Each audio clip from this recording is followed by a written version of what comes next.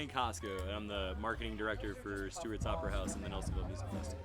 The thing is, there's certain areas I think of things that we do here that are different from especially a lot of the bigger festivals, and definitely any of this size. You know, right now we're sitting in this big, huge, like, you know, kids activity area where there's murals and they're getting ready for a huge parade that they do on Saturday night with giant dragon puppets and Mothman and puppet theater. And then there's just all sorts of things. We have an amazing zero waste program, and last year they did 72% of things that were generated at this festival didn't go into the landfill. They were either recycled or composted, and that number is going to be definitely beaten this year, and hopefully really substantially, but we won't know till the end of the week. So we have 2 stages going, but then we also have this no-fi cabin back here, which is an old schoolhouse cabin where performers play all weekend, just acoustic with no electricity, only to about 25 or 30 people. We try to get really good food vendors. You know, you're not going to see a lot of like county fair kind of stuff, as we call it. There's not a lot of corn dogs and elephant ears in the fold. Even all this kid stuff is run by the Federal Hocking High School Art and Drama Club and Sycamore Run, which is a daycare, early childhood place in the Plains. There's 40 artisan vendors that are selling their work back here,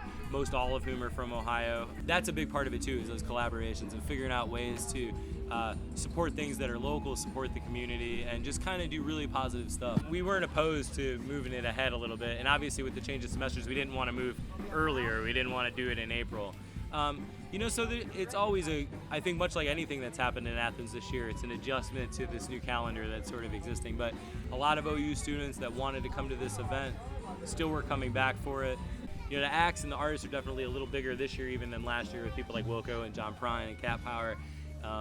You know, we always kind of figure, you know, you want to kind of always up the ante a little bit and do more exciting things. But as I mentioned, you know, we're really conscious of not wanting to lose the uniqueness and what makes it special and what makes people feel that it's a personal music experience, as opposed to coming into this big thing with all these other people.